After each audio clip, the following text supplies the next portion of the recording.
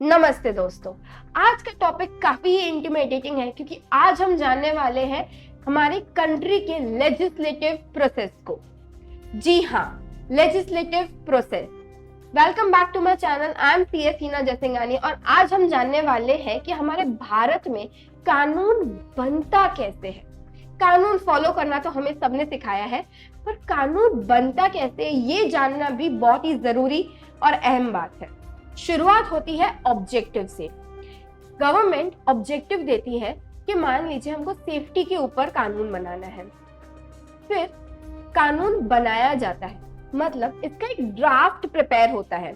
जैसे ही draft prepare हो जाता है उसके बाद ये ड्राफ्ट प्रेजेंट किया जाता है पार्लियामेंट में। पार्लियामेंट में मतलब दोनों हाउसेस के सामने, लोकसभा और राज्यसभा में इस ड्राफ्ट को प्रेजेंट किया जाता है। तो पहले आया ड्राफ्ट, जैसे ही ड्राफ्ट प्रेजेंट हुआ पार्लियामेंट में वो बन जाएगा बिल। ठीक है, तो ड्राफ्ट हुआ, ड्राफ्ट के बाद जैसे ही उसको प्रेजेंट किया गया वो बदल गया बिल में।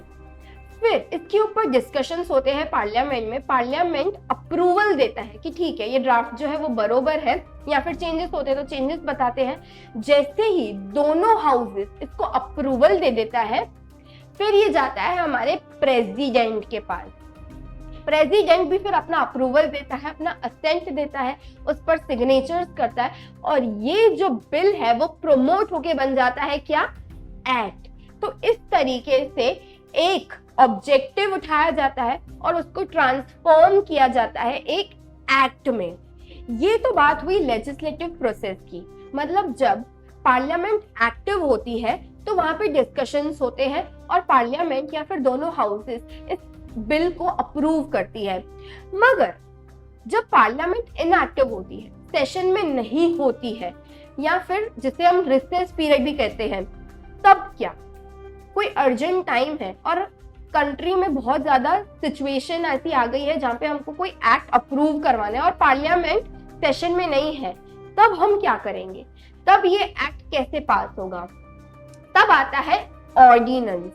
मतलब जब पार्लियामेंट एक्टिव नहीं है और सेशंस में नहीं है तब हम ऑर्डिनेंस पास करवाते हैं, तब एक्ट पास नहीं होता है। एक्ट और ऑर्डिनेंस दोनों का रोल एक जैसा ही होता है, बस इसमें लेजिस्लेटिव प्रोसेस थोड़ा डिफरेंट होता है। ऑर्डिनेंस जो होता है वो प्रेसिडेंट पास करता है। अगर पूरे कंट्री के लिए लॉ बना गया है तो प्रेसिडेंट पास करेगा। अगर स्टेट, पर्टिकुलर स्टेट के लिए वो एक्ट बना गया है तो वो एक्ट गवर्नर अप्रूव करेगा। ठीक है, लेकिन क्या इसकी कोई वैलिडिटी होती है? जैसे एक्ट की तो कोई वैलिडिटी नहीं होती। अगर एक एक्ट बन गया तो बस खत्म, वो जिंदगी भर एप्लीकेबल रहेगा जब तक उसको रिपील ना किया गया है।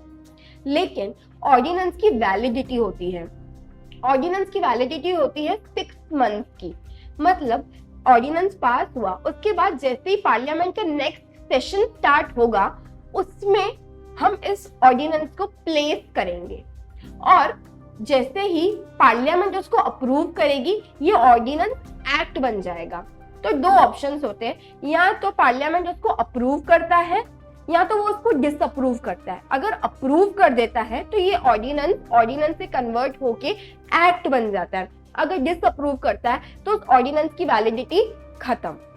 लेकिन कहीं कहीं पर आप पढ़ेंगे यहाँ पे 6 मंथ to 6 वीक्स लिखा हुआ है। ऐसा 6 वीक्स क्यों?